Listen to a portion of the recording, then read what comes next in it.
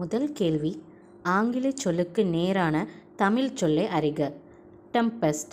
இந்த டெம்பஸ்ட் அந்த ஆங்கில சொல்லுக்கு ஆன தமிழ் வேர்டு என்ன அப்படின்னு பார்த்தீங்கன்னா பெருங்காற்று. ஆன்சர் ஆப்ஷன் பி, பெருங்காற்று. ஆப்ஷன் ஏ பாருங்கள், நிலக்காற்று. இது இங்கிலீஷில் எப்படி சொல்லுவாங்கன்னா லேண்ட் ப்ரீஸ் அப்படின்னு சொல்லுவாங்க. ஆப்ஷன் சி பாருங்கள், கடல் காற்று.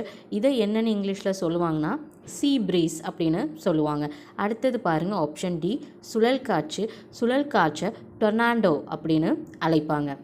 அடுத்த கேள்வி, சரியான இணையை தெரிவு செய்க. ஓகே, ஸோ தமிழ் வேர்ட் கொடுத்துருக்காங்க, as well as English word கொடுத்துருக்காங்க.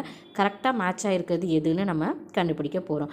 ஆப்ஷன் ஏ பாருங்கள், புதர், திக்கர் அப்படின்னு கொடுத்துருக்காங்க. ஸோ இது சரி. ஆன்சர் ஆப்ஷன் ஏ.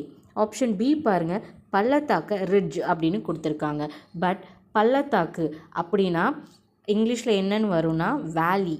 ஓகே, அதுவே ரிட்ஜ் இருக்குது தெரியுமா, இதோட மீனிங் தமிழில் என்னென்னு பார்த்தீங்கன்னா மேடு அப்படின்னு சொல்லுவாங்க. அடுத்தது ஆப்ஷன் சி பாருங்கள், சமவெளியை லோக்கஸ்ட் அப்படின்னு சொல்லியிருக்காங்க.